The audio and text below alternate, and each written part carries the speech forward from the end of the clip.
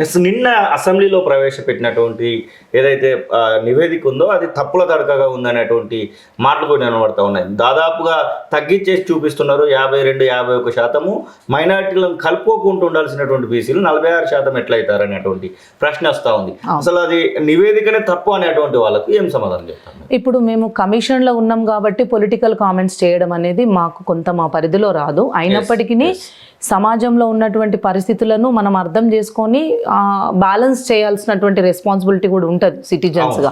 కాబట్టి నేను నా పరిధి లోపలనే నేను చెప్పగలిగేది అంటే కమిషన్ మెంబర్గా, ఒక పొలిటీషియన్స్గా మాట్లాడి కమెంట్ చేసేటువంటి పరిస్థితి మాకు లేదు. కాబట్టి సరే, మాట్లాడుతున్నటువంటి వాళ్ళు అపోజిషన్స్ లీడర్స్ అయినా కుల సంఘాల నాయకులైనా ఎవరైనా సరే కూడా వాళ్ళు నివేదిక పరంగా జరిగిన తప్పిదాలు ఏంటివి అనేటువంటిది కొంత వాళ్ళు వాకప్ కూడా చేసుకొని మాట్లాడతారనేది నేను ఆశిస్తున్నా. అంటే అట్లా మాట్లాడాల్సిన ఆవశ్యకత ఉంటుంది. అంటే రిపోర్ట్ చూడంగానే ఇది వేస్ట్, దీన్ని చించి బుట్టలు పడేయాలి అనేటువంటి వేగ్గా మాట్లాడొద్దని నేను రిక్వెస్ట్ చేస్తున్నాను. కుల సంఘాలు కావచ్చు, ప్రతిపక్ష నాయకులు కావచ్చు, ఎవరైనా కావచ్చు, కమిషన్ సభ్యురాలుగా నేను రిక్వెస్ట్ చేస్తున్నాను. అక్కడ ఏమైనా అంటే ఒక సర్వే జరిగినప్పుడు 100% జరిగే అవకాశం లేదు. ఇప్పుడు మనకు 96.9% అయింది మనకు. సో ఇటువంటి పరిస్థితులలో మిగతా వాళ్ళు కాకపోవడానికి కొన్ని పరిస్థితులు ఉంటాయి. ఆ పరిస్థితులలో కొన్ని సర్వే కాకపోవచ్చు, ఎక్కడైనా లొసుగులు ఉండొచ్చు, ఎక్కడైనా తప్పిదాలు జరగవచ్చు. వాటిని ఎట్లా కరెక్షన్ చేసుకుందాము అనేటువంటి విషయంలో మనం ముందుకెళ్లాల్సినటువంటి అవసరం ఉంది.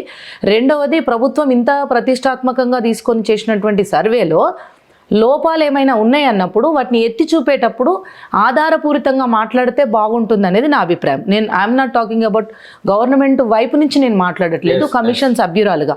గవర్నమెంట్ కూడా ఏం తప్పిదాలు జరిగినాయి, ఎక్కడ తప్పిదాలు జరిగినాయి అనేటువంటి వాటిని కూడా చూసుకుంటుంది. కానీ ఇక్కడ తప్పిదం జరిగిందా లేదా అనేది కావాలి మనకు ఫస్ట్.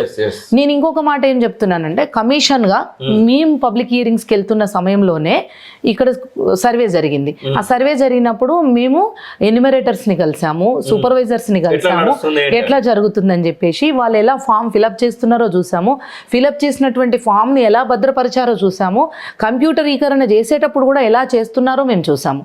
ఆ సర్వే జరుగుతుంది అంటే అలా మేము చూసినప్పుడైతే పకడ్బందీగా జరుగుతుంది, ట్రాన్స్పరెంట్గా ఉంది, పకడ్బందీగా జరుగుతుంది. ఎంఆర్ఓల దగ్గరుండి మాకు చూపించారు, ఆర్డీఓలు మాకు దగ్గరుండి చూపించారు, కలెక్టర్స్ కూడా మాకు అన్ని దగ్గరుండి చూపించారు, కింద ఎన్యూమరేటర్స్ వాళ్ళందరూ కూడా మా దగ్గరకు వచ్చి మాట్లాడడం జరిగింది, వాళ్ళందరినీ మేము కలవటం కూడా జరిగింది. సో నేను ఏమంటున్నానంటే, గవర్నమెంట్ ఇంత ఎఫర్ట్ పెట్టింది, ఖర్చు పెట్టింది, మ్యాన్ పవర్ని పెట్టింది, ఇంత ఎఫర్ట్ పెట్టి పనిచేసింది. ఆ పనిచేసిన క్రమంలో గవర్నమెంట్ యొక్క కృషిని కూడా గుర్తించవలసినటువంటి బాధ్యత మన అందరి మీద ఉంటుంది. ఎట్ ద సేమ్ టైం ఏవైనా తప్పులు జరిగితే బాధ్యతాయుతంగా అపోజిషన్ లీడర్స్ అయినా కుల సంఘాల నాయకులైనా బాధ్యతాయుతంగా అసలు ఏం జరిగిందనేది ప్రభుత్వం దృష్టికి తీసుకెళ్తే బాగుంటుందని నా అభిప్రాయం. ఎందుకంటే బీసీలకు రిజర్వేషన్స్ ఎలా కల్పించుకోవాలి గౌరవ ముఖ్యమంత్రి గారు నిన్న అసెంబ్లీలో మాట్లాడుతూ మేము బిల్లు పెట్టాలి, మేము అది అమలు చేయాలి రిజర్వేషన్, ఒకవేళ మాకు ఏదైనా సహకారం రాకపోయినా మేము సీట్లు మీ పార్టీ పరంగా మేము ఇచ్చుకుంటాం అనేది వారు స్వయంగా చెప్పడం జరిగింది నిన్న అసెంబ్లీలో. సో ప్రభుత్వం ఎంత చిత్తశుద్ధితో ఉంది బీసీలకు రిజర్వేషన్ ఇవ్వడానికి అనేటువంటిది అందరం గుర్తించవలసినటువంటి బాధ్యత ఉంది. ఆ విషయంలో ఏమైనా ఇబ్బందులు ఉన్నప్పుడు కమిషన్గా మేము కూడా గవర్నమెంట్కి ఒక సిఫారసు చేస్తాం. ఇక్కడ అన్యాయం జరిగింది, ఇక్కడ ఇబ్బంది జరిగింది, ఇక్కడ ఒక ఏర్పడ్డది అనేటువంటి. ఇప్పుడు మాకు వాస్తవానికి మాకు సర్వే జరిగేటప్పుడు కొన్ని చోట్ల సర్వే జరగలేదు, రాలేదు మాకు అధికారులు అన్నప్పుడు ఆ కన్సర్న్ ఎక్కడైతే ఉందో అది మున్సిపల్ ఏరియా ఉంటే మున్సిపల్ కమిషనర్ గారికి, మామూలుగా డిస్ట్రిక్ట్స్లో ఉండే ఆర్డీఓలకి, ఎంఆర్ఓలకి, కలెక్టర్లకి కూడా నేను కూడా చాలాసార్లు స్వయంగా కాల్ చేశాను, పలానా చోట కొంచెం ఎక్కడో డిస్టర్బెన్స్ ఉంది వెళ్ళండి అంటే, వాళ్ళు డోర్ లాక్ ఉండడం కావచ్చు, వాళ్ళు లేకపోవడం కావచ్చు, మళ్ళీ వెళ్ళి వాళ్ళది చేయడం, ఇలాంటివి ప్రభుత్వం పనిచేసింది, కమిషన్ పనిచేసింది. మేము కూడా పబ్లిక్ హియరింగ్లో అందరికీ పొజిషన్ లీడర్స్ అందరికీ, సంఘాల నాయకులందరికీ కూడా పేరున రిక్వెస్ట్ చేస్తాం. ఎందుకంటే బీసీల కోసం జరుగుతున్నటువంటి ఈ యొక్క మహాయజ్ఞంలో మీరు భాగస్వాములు కండి, ప్రజల్ని చైతన్యవంతం చేయండి, ప్రాపర్గా డీటెయిల్స్ ఇచ్చేలా చేయండి. ఇస్తేనే ఈ వచ్చిన సమాచారంతో, వచ్చినటువంటి రిపోర్ట్ తోటే, ఆ లెక్కతోటే మన లెక్క తేలుతుంది. ఆ లెక్కతోటే మన లెక్క తేలుతుంది. మనం కరెక్ట్ ఇన్ఫర్మేషన్ ఇవ్వనప్పుడు మన social backwardness, political backwardness, financial backwardness, మనకు అన్ని రకాల బ్యాక్వర్డ్నెస్లు ఎలా తెలుస్తాయి? ఇవన్నీ తెలిసినప్పుడు ఖచ్చితంగా గవర్నమెంట్కు మనం సహకరించాలి. గవర్నమెంట్ చిత్తశుద్ధితో చేస్తోంది అని మేము అప్పుడు చెప్పడం కూడా జరిగింది. ఎక్కడైనా ఏదైనా తప్పిదం జరిగినట్టు మీకు అనిపిస్తే అది ఏం జరిగింది అనేది ప్రభుత్వం దృష్టికి తీసుకెళ్ళొచ్చు, కమిషన్ దగ్గరికి రావచ్చు, కూర్చొని ప్రభుత్వంతో ఫ్రెండ్లీగా మాట్లాడేటువంటి అవకాశం ఉంది. మాకైతే అటువంటి అవకాశం ఉంది కమిషన్గా. మేము కూడా అందరికీ ఆల్వేస్ వెల్కమ్. అన్ని పార్టీల వాళ్ళు వస్తారు కమిషన్ అంటేనే, ఇర్రెస్పెక్ట్ ఆఫ్ పార్టీ. ఇది ప్రజల కోసం పనిచేస్తుంది కమిషన్ అంటేనే. అందుకనే నేను పొలిటికల్ లీడర్ లాగా మేము కమెంట్ చేయలేము, వాళ్ళకి మేము కౌంటర్ ఇయ్యలేము. కానీ కమిషన్లో ఉన్న ఒక కమిషన్ సభ్యురాలుగా నా గురుతర బాధ్యత ప్రతిపక్ష నాయకులైనా మీరు సంఘాల బీసీల యొక్క రాజకీయ ఆర్థిక అభివృద్ధి కోసం మీరు మొదటి అడుగులోనే ఇప్పుడు కులగణన అనేటువంటి అంశంలో మీరు దాదాపుగా దిగ్విజయం సాధించినట్టుగానే ఉంది. మీరు ఇచ్చినటువంటి రిపోర్ట్ను డెడికేటెడ్ కమిషన్ త్రూ ప్రభుత్వం నుంచి ముఖ్యమంత్రి గారే స్వయంగా ప్రకటించినటువంటి సందర్భం. ఇంకా ఇలాంటి ఆలోచన చేయబోతా ఉన్నారు ఈ మిగిలినటువంటి మీ యొక్క సమయంలో నిరంజన్ గారి ఆధ్వర్యంలో చైర్మన్గా ఉన్నటువంటి, మీరు సభ్యురాలుగా ఉన్నటువంటి దానిలో మీరు నలుగురు కలిసి ఇంకా బీసీల కోసం ఏం ఆలోచన చేయాలి? ఇంకా బీసీల కోసం అంటే ఇప్పుడు మేము ఒక దఫా పబ్లిక్ హియరింగ్కి వెళ్ళినప్పుడు ఇందాక నేను చెప్పినట్టుగా వాళ్ళ పరిస్థితులు, స్థితిగతులు వాళ్ళు మనకు వచ్చి చెప్పారు.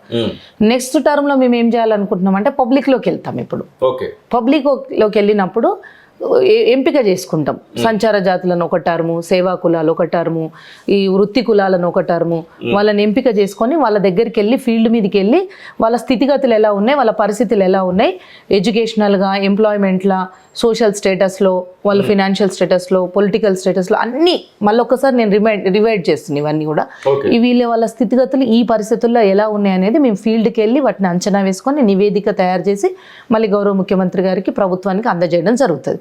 అప్పుడు ఏమవుతుందంటే వాళ్ళు గవర్నమెంట్ ఒక డెసిషన్ తీసుకొని ఇప్పుడు పొలిటికల్ రిజర్వేషన్ ఇచ్చి బీసీలకు ఉన్న పొలిటికల్ బ్యాక్వర్డ్నెస్ నుంచి వాళ్ళని బయటకు తీసుకొచ్చి రాజకీయంగా వాళ్ళని ముందుకు తీసుకెళ్లేటువంటి ప్రయత్నం చేస్తున్న క్రమంలో సోషల్ బ్యాక్వర్డ్నెస్, ఫినాన్షియల్ బ్యాక్వర్డ్నెస్ను కూడా పికప్ చేసుకునే ఛాన్స్ ఉంటుంది. అన్ని ఎట్ ఏ టైం జరిగినప్పుడు గ్రోత్ అనేది కంపల్సరీ వస్తుంది.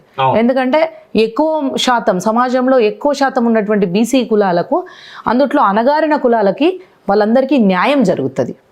వీళ్ళతో పాటు మిగతా కులాలకు కూడా న్యాయం జరుగుతుంది. అంటే ఈ ఎస్సీ కమిషన్ నుంచి వెళ్ళి నిన్న దానిలో ప్రవేశపెట్టిన దానిలో వర్గీకరణ అంశానికి సంబంధించి అది మీ ముందట ఒక ప్రస్తావిస్తున్నాను. దానిలో ఒక అంశం స్పష్టంగా కనబడుతుంది. ఒకసారి ప్రభుత్వ ఉద్యోగం సాధిస్తే వారి కొడుకులకు, బిడ్డలకు, ఎలాంటి వారికి కూడా ఈ యొక్క రిజర్వేషన్ అప్లై కాకూడదు అనేటువంటి ప్రతిపాదన అనేది కనబడతా ఉంది. దాని విషయంలో చాలా వరకు పాజిటివ్గా కూడా, అంటే అది కరెక్టే కదా, ఇంకా ఎన్ని తరాలు ఈ యొక్క వర్గీకరణను లేకపోతే ఈ యొక్క రిజర్వేషన్ను స్వీకరిస్తూ వస్తాయి. ఒకసారి ప్రభుత్వ ఉద్యోగం వస్తే వాళ్ళకి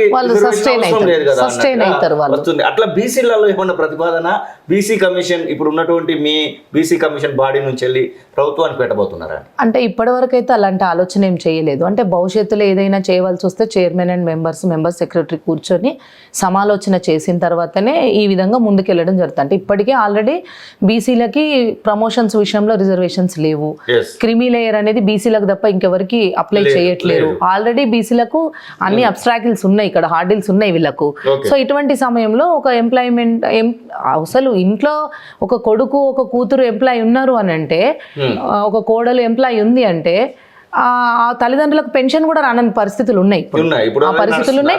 పిల్లలకు స్కాలర్షిప్స్ కూడా రాని పరిస్థితులు ఆల్రెడీ బీసీలు దాన్ని ఫేస్ చేస్తున్నారు. కుల